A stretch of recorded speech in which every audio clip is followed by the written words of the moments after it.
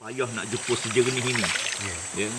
Jarang kita jumpai sejernih ini. Pasal apa? Kerana aktiviti pertanian, ya, aktiviti pembalakan, ya, dan pembangunan. Sebab kita tak boleh elak ni. Ya, manusia perlukan rumah. Rumah kena buat. Bila rumah kena buat, tanah kena bersih. Bila berlaku pembersihan, pencemaran sungai akan berlaku. Negeri-negeri perlukan kewangan. Sumber kewangannya antaranya ialah balak. Ya, jadi kalau balak tak ditebang langsung, negeri tak ada sumber untuk ekonomi dia. Maka pembalakan terpaksa kita tebang. Jadi di waktu yang sama, aktiviti pertanian, orang perlukan makanan. Kita perlukan ladang, kita perlukan tempat untuk tanaman. Jadi kalau sekiranya kita gerakkan aktiviti pertanian, maka kita tengok terpaksalah hutan-hutan ni terpaksa ditebang untuk tanaman. Jadi sekarang kita bertembung di antara dua benda. Satu, keperluan fizikal dengan keperluan makan minum, perumahan rakyat dan sebagainya. Yang kedua, keperluan untuk jaga alam sekitar. Jadi Pengerusi, di sinilah benda yang penting, iaitu jaga. Kita ada undang-undang, ya. Kita ada peraturan, kita ada undang yang perlu kita jaga undang-undang tersebut. Kita ada SOP. Ada SOP sendiri. Setiap nak tebang hutan kita ada SOP, dan kita kerajaan juga telah pun buat satu kaedah menghadkan tebangan. Sistem tebangan maknanya kita catuan tebangan. Ya, berapa negeri ni berapa hak tebangan dibenarkan. Kelantan berapa, Terengganu berapa, Pahang berapa, Kedah berapa, Perak berapa. Ya, hak tebangan tersebut. Tetapi ada satu lagi masalah. Macam mana kita nak buat? Hak tebangan tu ada, peraturan ada, tapi orang langgar semacam.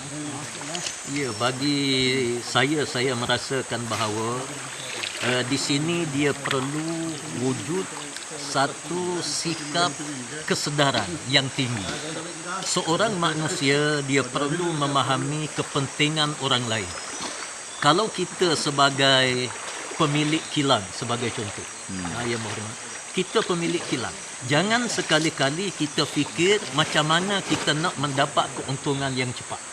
Menyebabkan sisa pepejal kimia dan seumpamanya kita ambil jalan mudah. Kita salur saja ke sungai. Jadi ya, kita akan mendapat keuntungan yang cepat kalau kita buat macam ni. Tetapi dalam waktu yang sama perlu kita ingat bahawa jutaan manusia dalam negara kita ini dia akan merana kerana sungai yang cemar. Sungai ini air yang kita minum, air yang boleh ada di dalamnya makhluk Allah Subhanahu Wa Taala yang indah, ikan dan seumpamanya mati begitu saja kerana kerakusan kita. Jadi saya rasa dalam aspek yang seumpama ini, tanggungjawab kita sebagai rakyat, terutamanya rakyat Malaysia yang berbilang kaum ini, jangan sekali-kali kita ambil mudah dalam sesuatu kerja yang kita galas ataupun kita pikul. Kita ambil tanggungjawab mengikut SOP yang ditetapkan oleh pihak kerajaan.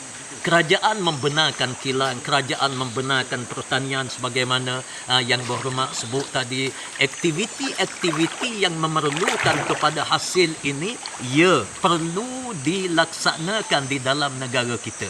Namun tanggungjawab, sebab kalau kita tidak ada tanggungjawab peribadi, memang kita boleh ambil bila-bila kesempatan di waktu malam, waktu penguatkuasaan tak ada. Kita boleh buang sisa pepejal, kita boleh buang toksik dan macam-macam perkara ke dalam sungai dengan cara yang mudah. Barangkali kita rasa sungai ini dia akan bawa ke laut habis macam tu. Tak, perlu kita ingat bahawa tanggungjawab kita